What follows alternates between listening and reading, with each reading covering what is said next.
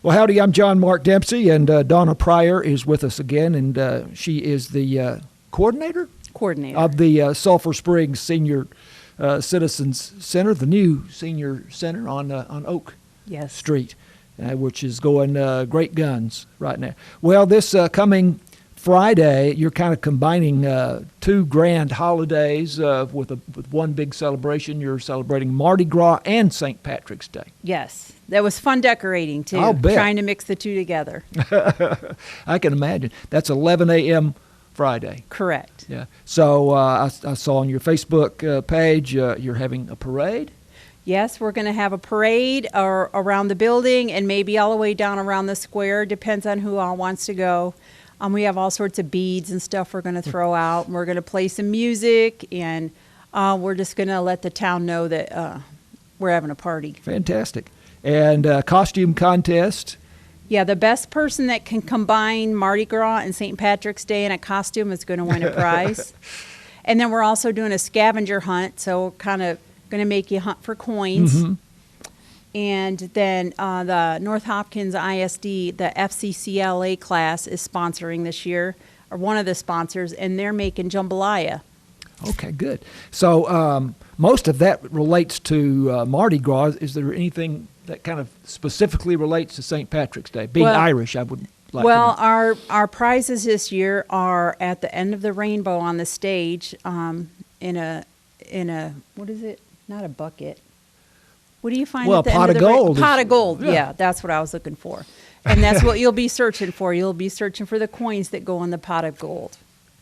Okay, great. So fantastic. It's Mardi Gras and St. Patrick's Day combined at 11 a.m. Friday. So some other things that are taking place coming up very soon on Monday at 11 a.m. And most of your events do start at 11. Yes. People should know if there's any doubt, probably 11 a.m. But 11 a.m. Monday, Medicare program.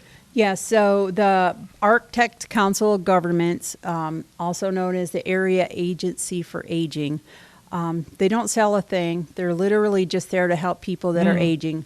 They're going to come out and they're going to talk to our seniors about Medicare fraud. So many seniors get scammed, and it can be just as simple as someone calling, like, hey, we saw this other thing is better for you today. We're going to go ahead and sign you up. And if you give out your Medicare number to somebody, it's just like giving out their social to somebody. Mm-hmm. And they just prey on them. So they're going to teach us more about Medicare security, and there's also new programs that they're initiating to try to help stop that. So they're going to explain that on Monday. Mm-hmm. Pretty much anytime someone contacts you, you need to be pretty leery of that, do you not? Correct. I agree, 100%. Whether it be insurance or a telephone service, or somebody's going to help you with your computer. Yeah. So if they're contacting you and you have not called them or written them or whatever, then I'd be very cautious about that. But that's at 11 a.m. Monday. Sounds like a great program. We were talking about some other things that you all are doing on a regular basis, and painting with watercolors is one. I remember painting with watercolors when I was a kid, and everything would ultimately either get very dark purple or brown, because I would get all the colors mixed up, you see. I think you need to come to our class. Well, probably so, yeah. So we actually have two watercolor classes. We have a monthly one with Jordan on behalf of EG4 Electronics and Signature Solar. She used to be a teacher at the middle school. That's how we got a hold of her. She used to be an art teacher, and now she does art graphic design for the other company. But they still allow her to come, so while she's at work, just part of the community service. Hers is a more, hold your brush like this and do this. And then at the end of our 1 hour class, we have a project that we made. Where Ron's, on Mondays, his is a lot more involved. He is really teaching technique and terminology and brush strokes, and they work on the same project for weeks at a time, which is why we started a beginner's class at 1 and the ongoing class at 2, so he can play catch up from 1 to 2. And that's on Wednesdays? The monthly one is Wednesday, the second Wednesday of each month. And then Ron's class is the second, third, fourth, and if there's a fifth Monday. Okay, and that's the one that's a bit more involved, serious yes. class. So it sounds like one is more sort of recreational, and the other is more educational and really for people that are potentially serious about it. Correct. So the one that is more serious is on Mondays. Yes. Okay, very good. Well, that would be a fun thing for people to get into. I see you're also doing crochet classes on Thursdays? They have such a fun group. The lady that runs that, her name is Connie. She's sweet as can be, and she also helps Amanda in the kitchen with meal a day. She spends the whole day at the senior center that day.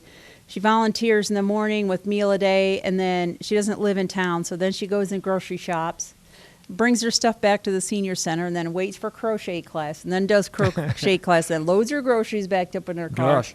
She's just as sweet as can be. And whether you already know how to crochet or you want to learn, either one, the class is for you. They are always bringing in projects each other makes. And honestly, half the time, they're just back there giggling and having snacks. I don't really see a lot of crocheting back there, but sometimes I do.